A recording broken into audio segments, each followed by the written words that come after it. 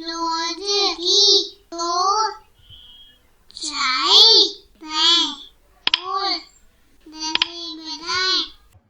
Hello दोस्तों, तो कैसे हैं आप सब। आज हम करने वाले हैं एक नया क्रियाकलाप जो कि आधारित है आपकी पुस्तक रिमझिम कक्षा 4 एनसीईआरटी के पाठ सुनीता की पहिया कुर्सी पर। तो यह क्रियाकलाप हमने खुद बनाया है, तो चलिए देखते हैं क्या मनोरंजक क्रियाकलाप है ये।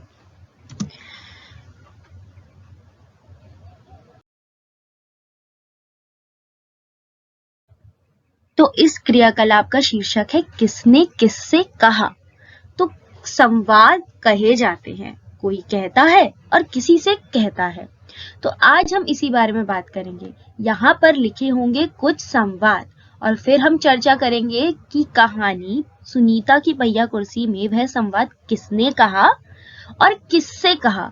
तो जिसने कहा है उसका नाम लिखेंगे हम इस कॉलम में और जिससे कहा है वह संवाद उसका नाम लिखेंगे हम इस कॉलम में। तो पहले सारे संवाद देख लेते हैं। तो पहला संवाद है माँ अचार की बोतल पकड़ाना। दूसरा संवाद है 1 किलो चीनी लानी है पर क्या तुम अकेले संभाल लोगी। फिर है तुम्हारे पास ये अजीब सी चीज क्या है। चौथा संवाद है मैं दूसरे बच्चों से अलग नहीं हूं। और आखिरी पांचवा संवाद है मैं भी वह सारे काम कर सकता हूं जो दूसरे बच्चे कर सकते हैं। तो यह सारे हैं संवाद और अब हमें लिखना है कि एक एक करके लिखना है कि यह संवाद किसने कहा और किससे कहा। तो चलिए बढ़ते हैं पहले संवाद की ओर।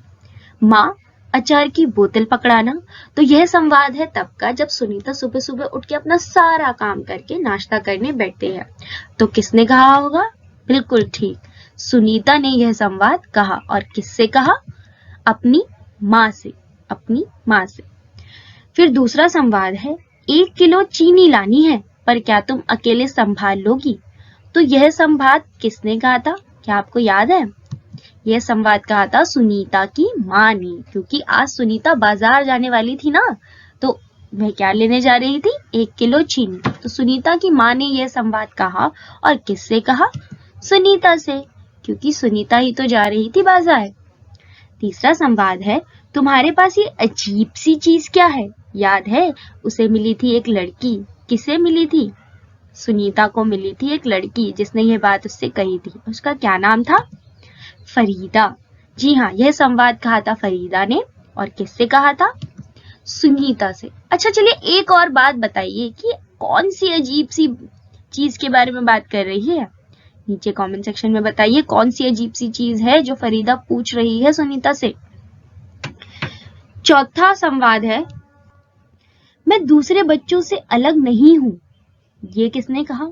जी हाँ, ये तब कहा था सुनीता ने जब वह परेशान हो गई थी कि फरीदा की माँ ने उसे मना क्यों कर दिया ऐसे सवाल पूछने के लिए। तो यह कहा सुनीता ने फरीदा की माँ से। आखिरी संवाद है मैं भी वह सारे काम कर सकता हूँ जो दूसरे बच्चे कर सकते हैं। तो यह कहा था अमित ने। जी हाँ, जब सुनीता बोल रही थी कि मैं दूसरे बच्चों से अलग नहीं हूँ, तो अमित कहता है मैं भी वह सारे काम कर सकता हूँ जो दूसरे बच्चे कर सकते हैं, पर मैं भी अलग हूँ, इसी तरह तुम भी अलग हो। तो यह संवाद कहा था अमित ने और किससे कहा था? सुनीता से कहा था।